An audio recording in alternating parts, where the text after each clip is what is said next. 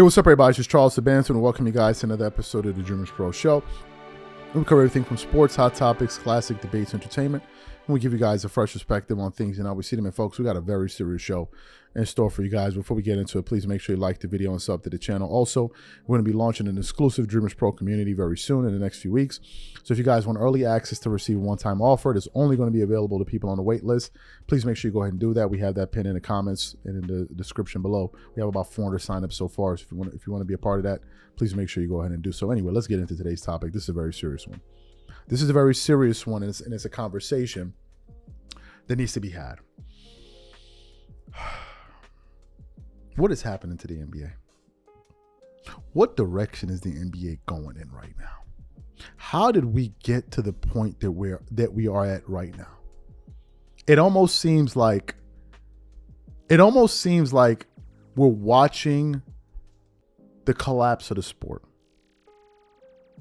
I put up a comment on the channel yesterday about 15 hours ago, and I said the following. I said, Adam Silver is ruining the NBA along with the cupcake era players. Now, I made the comment. People started commenting on it. It may have seemed like a joke, but it's actually a very, very serious issue. It's a very, very serious matter. You see, at first, we were cracking jokes about the NBA and the product. Oh, it's boring to watch. Too many threes, blah, blah, blah, blah, blah, blah. These players are soft. But nevertheless, you have some people in media saying, oh, this is the greatest time we've ever seen in the NBA. The players are more advanced than ever. Like one bozo the other day said, it is clear on Instagram. If you guys are not following us on Instagram, please make sure you do that. Same name as the channel. He said, you can clearly see that the players today are more skilled and more athletic. I'm like, how? How can you clearly see that? How are they clearly more skilled? Do you know the average height in the NBA today is like 6'8"? You know that we're tall in the past too? He said they're more athletic. How do you prove this?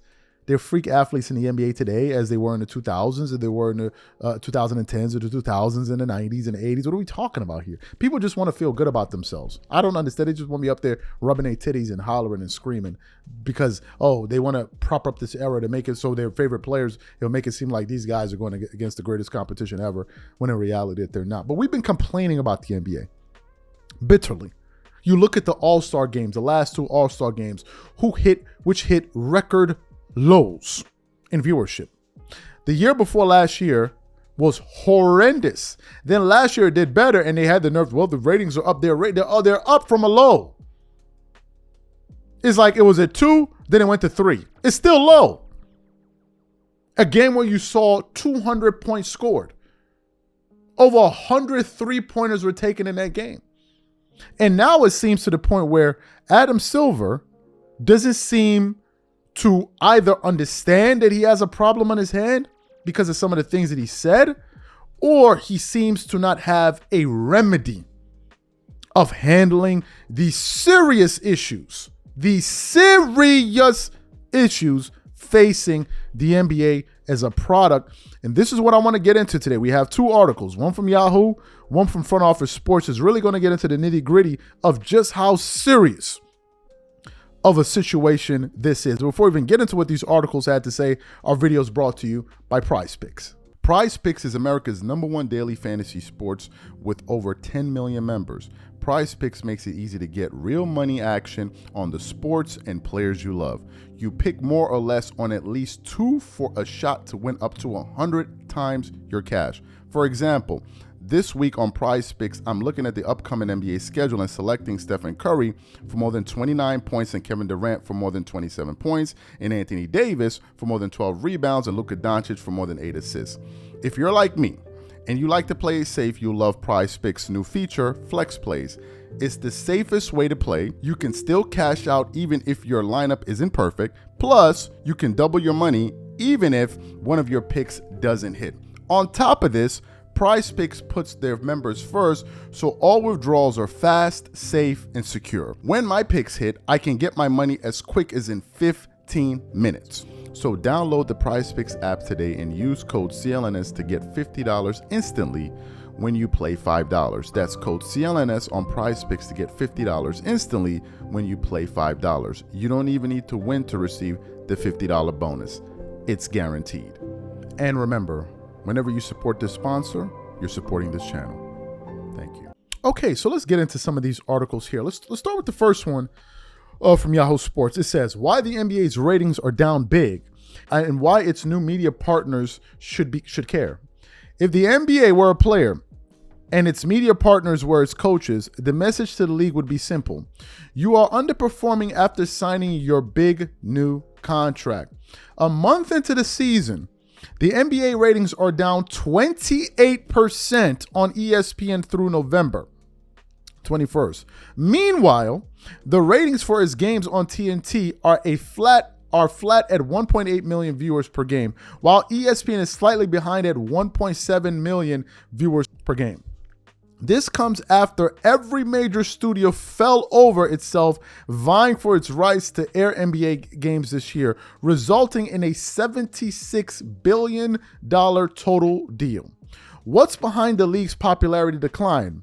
While it's tough to blame any one factor, analysts say the NBA has too many regular season games and lacks continuity. With players changing teams more frequently and teams changing uniform designs more often, which has confused and turned off some fans. The NBA's social justice focus, starting with Black Lives Matter, made the league a target for conservative pundits and turned off right-leaning viewers. And the league and its players have shown a penchant for not valuing the regular season enough. Coaches are still resting star players for long stretches to save them for the playoffs, which has further hurt fan engagement. The ratings drop has been conspicuous and potentially worrying, considering the NBA signed an 11-year, $76 billion TV deal this past summer.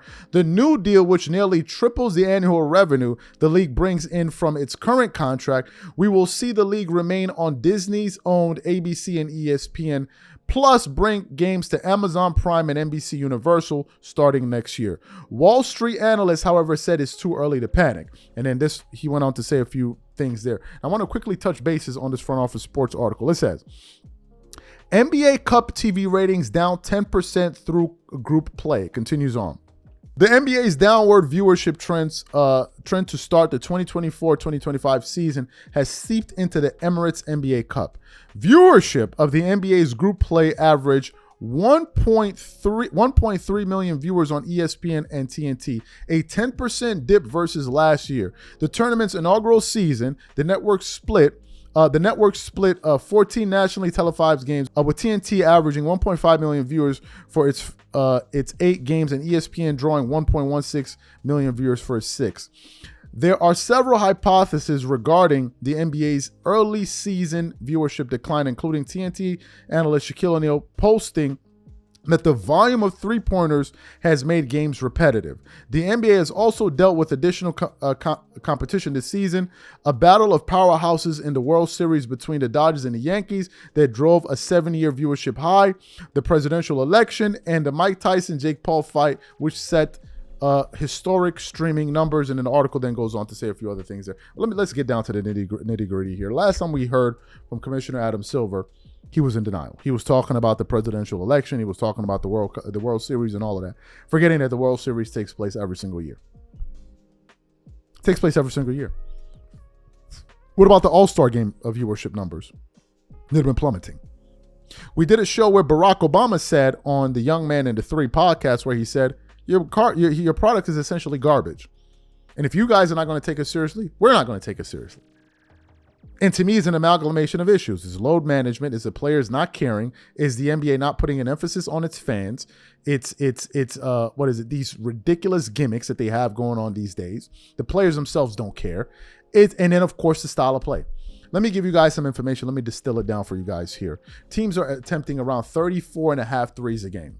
That means on any given night, you could see between 70 to 93. Somebody said, well, how you get to 90? Because if you have a night where the Boston Celtics attempt 53s, you could see a game where you see 83-point shots, which means you're looking at what, 23s a quarter? That is ridiculous. That is ridiculous. And to me, the part that I find to be most telling in all of this is that we have these jokers that run up and down all over the internet, twerking and hollering and screaming, talking about this is the best era ever. This era is so great that it's contributing to the decline of the sport. And it's just the NBA. Other sports are doing all right. in comparison to the NBA. So it means that there's a problem. And when you listen to the commissioner kind of respond to some of the things that people are saying, and he just is so dismissive about it, it's really, really disconcerting and disheartening as an NBA fan. Larry Bird had to plead to these guys to take the All-Star game seriously. NBA All-Stars don't even attempt the slam dunk contest. It is that bad. You have NBA players that are now turning into podcasters. For God's sakes, what are we doing? What are we doing? Even if you had the free time, my brother, how do you think this comes off optically? The optics of it. Paul George is there turning into Pierce Morgan or I don't know, Joe Rogan. Like, what are we doing? Your team is floundering. Players are in and out of the lineup, and you telling us about what happened with it. Nobody cares to hear this. And the numbers are reflective of it. So it's just a totally different time. And some of you may be wondering, how were they able to garner such a gaudy deal? The reason they were able to do it, and I saw a gentleman explaining this on the House of Straws channel, essentially what he said was the NBA was able to create an artificial bidding war. All right? They were able to get all of these people to feel like this product was going to the roof, and then all of a sudden, one guy bid 1.5 billion. The next guy bid one, and then that's how you create a bidding war. And then you have all of these companies clamoring for the product that's on a decline. And that's essentially what happened. ESPN are talking about their numbers are down with 26%. 26%. ESPN is paying $2.8 billion per annum in the next deal. $2.8 billion. Well, for 10 years, that's $28 billion. 11 years, 30-something billion dollars. They're going to be paying these guys. 30-something billion for declining numbers. It's a mess. A mess. I also have to speak to the mentality of these guys. These guys are just living in the modern day NBA player is just like, you listen to these dudes talk and it's like, yo, we in a different era. But shout out to, this is it. This is where we at with it. And then you got some jigaboos online that will sit up there and go, man, this is the best basketball ever. These players are so advanced, they can't even stay healthy anymore. They evolved all the way to the point where they can't even play games. They talking about they want to reduce the games. Meanwhile, the NBA 3X'd its deal. The former TV deal that they had was $25 billion. You 3X it and you want to play less games? You must really think people are stupid, don't you? You must really think people are stupid.